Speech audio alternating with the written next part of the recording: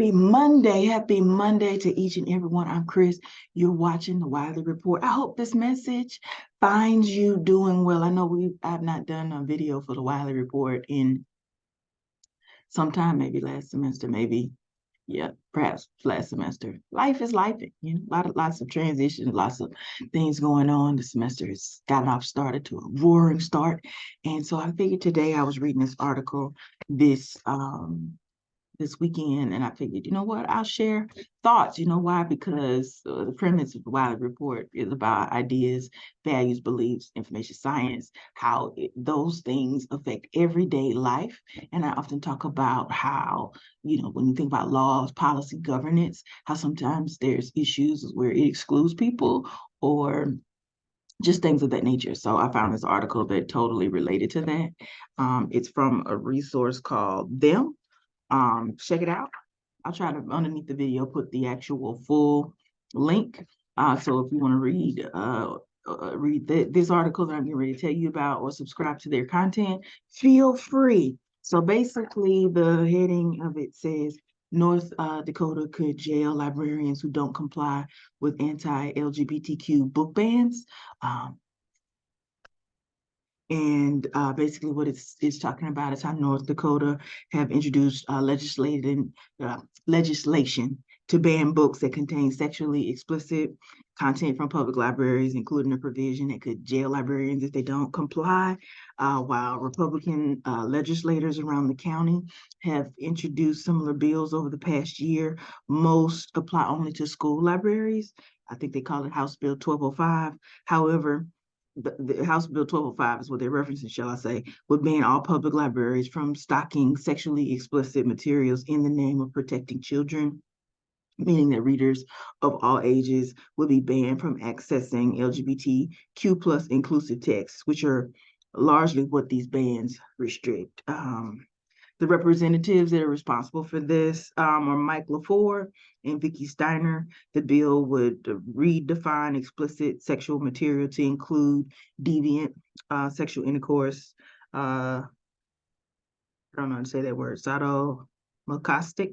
I don't know. Abuse, sexual perversion, sexual identity, gender identity. Neither deviant nor perversion are defined in the bill. A likely intentional vague wording that could apply to just about anything.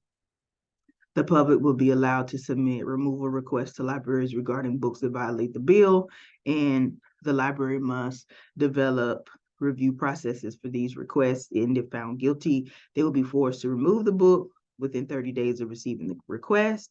And those that are guilty of stocking such books would be guilty of a Class B misdemeanor, which carries a penalty of up to 30 days in jail and a fine of $1,500 for both. And one of the things that was cited was a graphic novel that's entitled Let's Talk About It, A Teen's Guide to Sex, Relationships, and Being Human.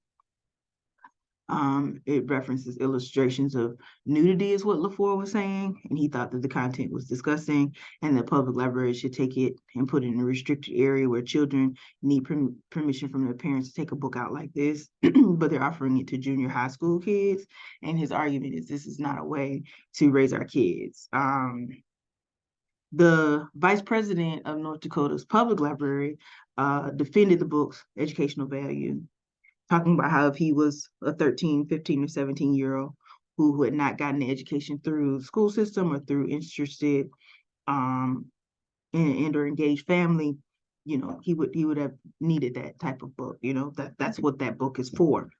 So the book serves as a crucial function. It's also important to know that this bill comes days after North Dakota lawmakers introduced a bill that would ban doctors from providing minors with transition-related care, including hormone surgery and puberty blockers. Help Not Harm bill would strip the doctors who provided such care of their licensing and would allow patients who've been harmed by such care to take retroactive civil action against doctors up to the age of 25.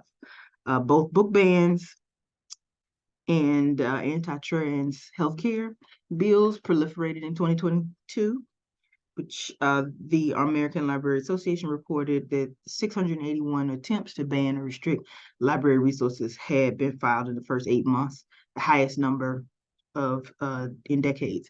15 bills restricting bans, 15 bills restricting trans healthcare introduced in 2022, with even more already introduced in state legislation this year. What does that mean? Because, I read this stuff to you and somebody could be like, what does that mean? Personally, I have to say positionality. I come to you speaking as a person that is a librarian. I've been in an academic library 9.5 years here in Illinois, and I spent 5.5 years, well, not 5.5, 5 years in a special library. 2005 to 2013, I volunteered to working in public libraries when I was in my master's program at Florida State. And I also used to be on the board for Stonewall National Museum and Archives in Wilton Manors for a couple of years as well. And I'm also an information science doctoral student, third year, second semester, data ethics, ideas become values and beliefs, policy and governance, and race and medicine are areas that I'm deeply interested in. So positionality wise, I can talk about libraries and content, and then positionality as a person, human. I am a Black, queer, trans man. So what does this mean? I think, what I think it means at best, because it's coffee and conversation, what it means at best is when you think about legislation policies, if you will, it's basically a rule that is sharing what a person should or shouldn't do. I also have to, own and state, I don't have kids. I am not a parent. Maybe one day, but not today. Not today. And I also don't feel that the fact that I have younger cousins that are like in college or college age and friends that have younger children, I don't feel like I can really speak to that because I was not actively present in my younger cousins. I wasn't around. I was off in school, living my life. I mean, I know them now, but their childhood development, I was not a part of those. That's just the truth. So I don't have that expertise, lived experience of raising a kid. I mean, I was primarily responsible for my younger brother, but my younger brother has special needs. So again, that's still a different level of experience, and it's not necessarily comparing apples to apples. So the positionality that I'm speaking is mostly through my lived life and out here in these library streets. I think too, when we think about like book bans, what we're really talking about is people's fear, is you're talking about people who have a belief, an idea, a value of some type. They have a perception of what these books can mean. It's also tied to a belief of family and family structure. You would think that when we go back to the first part of the article where the House representative was saying that it's about protecting the children. There's really no way to say that these books are not protecting children. These books provide information in content about varied subjects.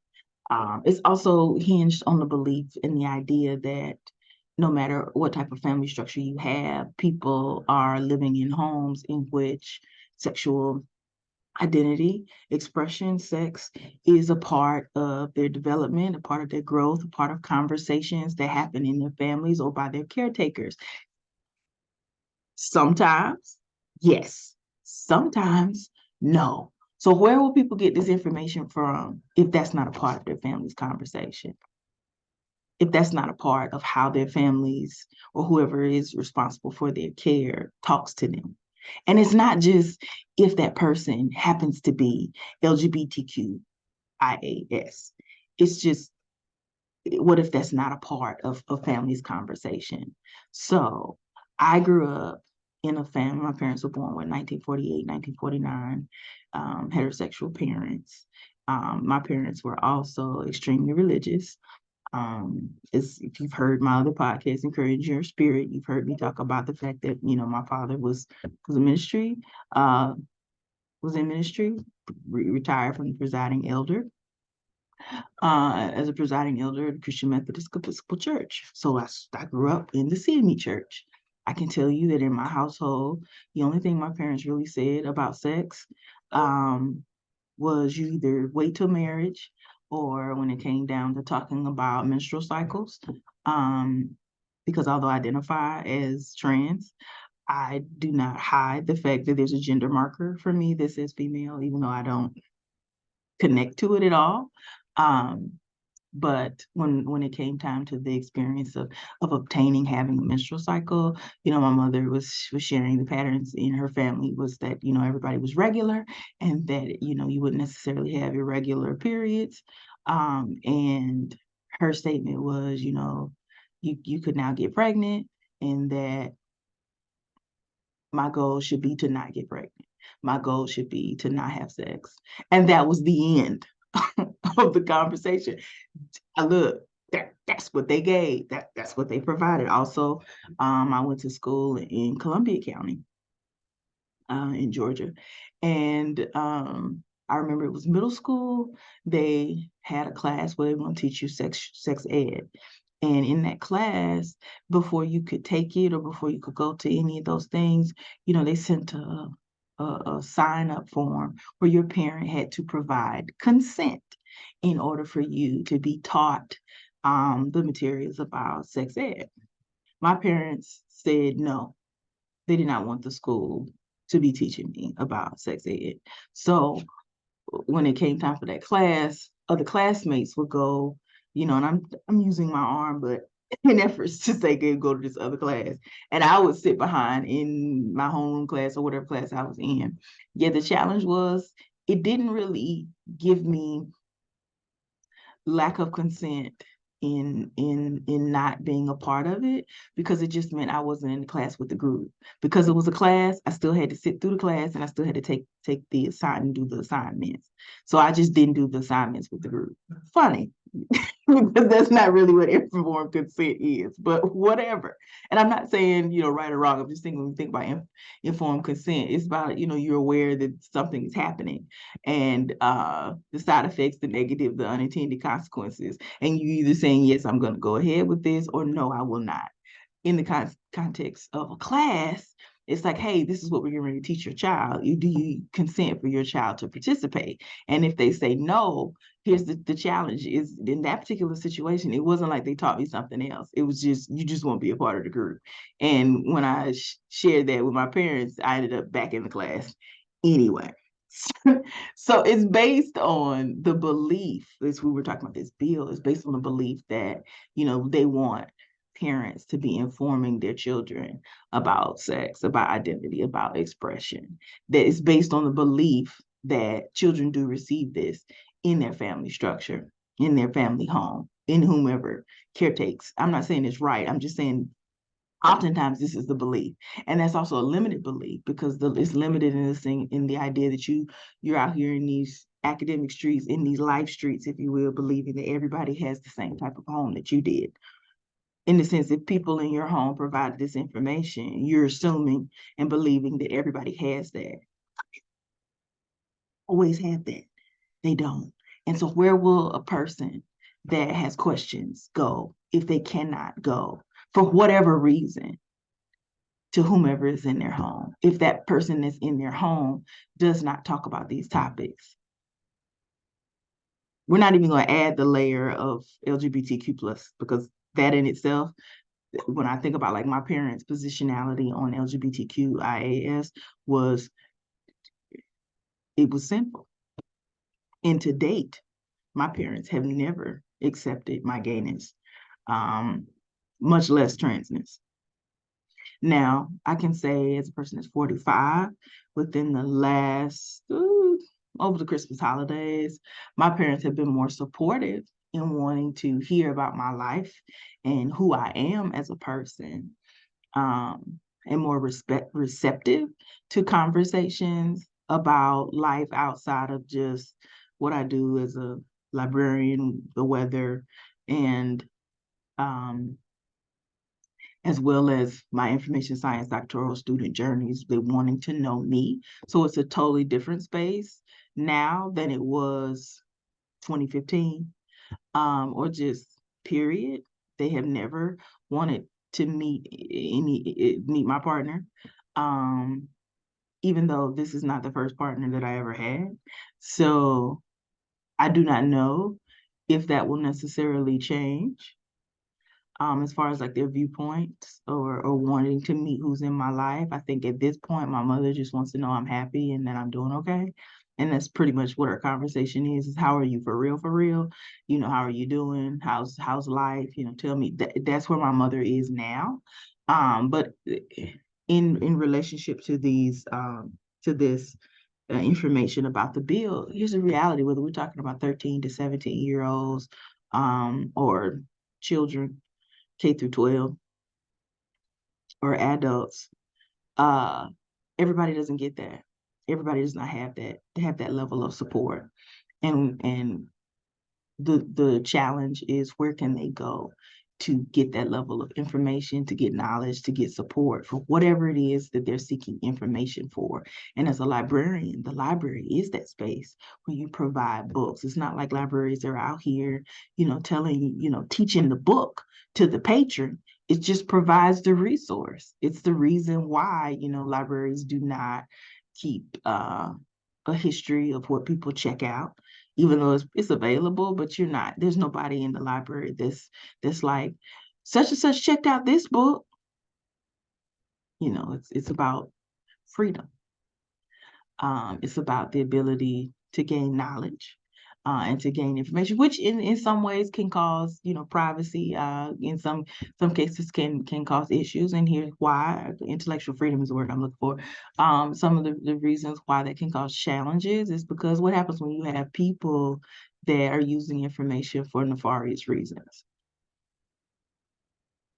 Although we've been quick to say that it is, if you didn't have that book, this wouldn't have happened. That's not necessarily an accurate linear belief or reality. It isn't the book that's available that makes something be so or not so. The book in itself just provides the information. And so when we think about these bills, I don't really think it's about protecting the children. I think it's about control of knowledge, control of information, who gets to choose and decide what information is available to people. Do I believe as a parent you should be aware of what's going on in your child's life, the knowledge and information that they have access to and what it is that they're doing? Yes, you should. You should. You should. But the truth is that's not everybody's household. And I'm not judging. I ain't judging. I'm just saying it's not the truth. That's not the reality for what happens in every single person's life. I could say that growing up, my parents were not sex positive people. They weren't. There were a lot of conversations that they didn't have. It didn't have anything to do with just sex. They didn't have conversations about long-term relationships. How do you have those and be successful in having healthy relationships? Because, and this isn't just something that happened in my life.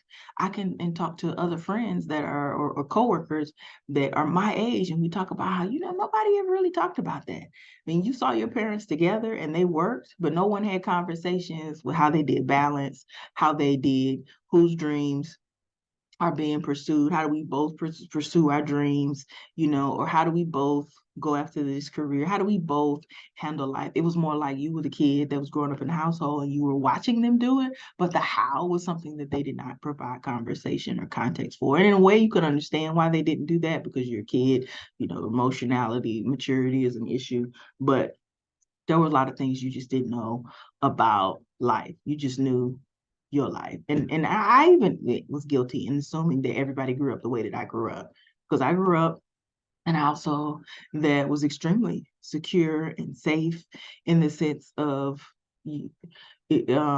financially secure, and in the fact that we didn't move around from place to place. There was always clothes to wear. There was always food. Money was not an issue. You had access to a car. Or even when I got older, it would be like, well, you might not want what's here, but there's food here. And I realized, only when I was in college and then later moved out and lived, on my own, that everybody didn't grow up like that.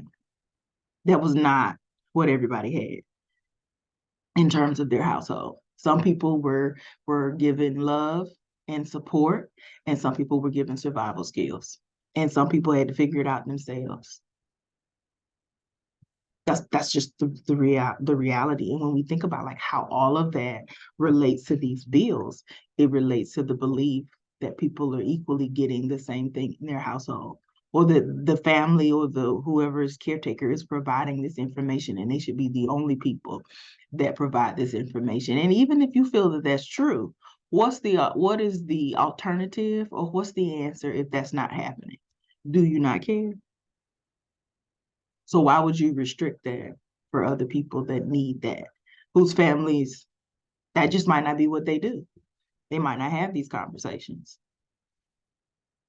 So how do you provide support and seeing for people whose family structure, whose level of literacy, level of informing identity expression, or just conversation and teaching and instruction and rearing and support on these experiences don't happen. And that's often, I think, what happens when we look at these bills. And then there's also the fact that people won't define a thing, because it's like nobody defines what deviant or perversion is. I'm not saying they should, but when you make things really vague, you also allow people to attach all kinds of things to it when it isn't. There's nothing perverted about being, or deviant about being LGBTQIA. Yes, it's nothing. Our existence has been here since the beginning of time. There's nothing perverted about it. We're here, period. Everybody should have the ability to live their life and live. Just period, live. And as far as like when you think about trans health, I think one of the challenges with health period is being able to get people and doctors to actually care for you and see you, and are willing to listen to whatever your concern is. I can tell you out here with this melanin, sometimes that does not happen. And I think it's a challenge and an issue when you have more bills that are saying, hey, no one is out here making, surgical care, medical care decisions just on the whim, just because they don't have anything else better to do. And that's whatever it is that they're seeking the doctor for. People seek doctors for care, whatever that care is, whatever it is that they're seeking. People should be free to make that decision for themselves.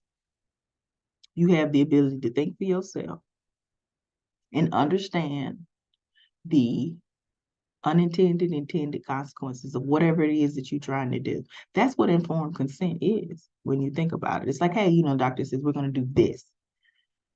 Or you saying, hey, I'm going to see the doctor about something. And then they tell you all of the information and how it relates. And then you make an informed decision on whether or not you should do this or not do this.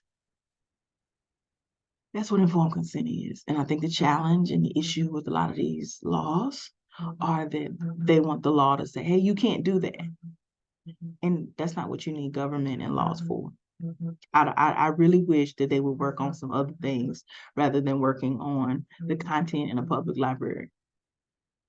That's similar to, it was in Florida, they, are banning the African American history AP class, but they have all the other ethnicity classes available, but not African American. That just doesn't even make any sense. That what are we really doing? And I know that if you're looking at it topically or thematically, the issues are separate, but they're not, because what you're really talking about at the root of the issue is taking away the ability of individuals to make informed decisions about what's best for themselves as it relates to reading, what's best for themselves as it relates to their body, what decision is needed as it's related for themselves and their medical care. And you're not talking a person that's trying to make this decision from an incapacitated state, or a person that is, like I said, incapacitated or does not have the mental capacity to understand. These are parents that have children. And I've not heard parents make these concerns, or maybe they do, but I don't think it's all of the parents. And I don't think we have real conversations where we say, what do you do when you have parents that are not willing to have these conversations with their children? What kind of information resources will you make available for them? And I think that's often a challenge in bills, is that they only care for a select some, or they have beliefs that are tied to some, yet the reality of who lives in the world is everybody. That's all I got. Thank you for tuning in. I'm Wiley. You have a good day. Remember, think. Critical thinking. Always be important. Peace.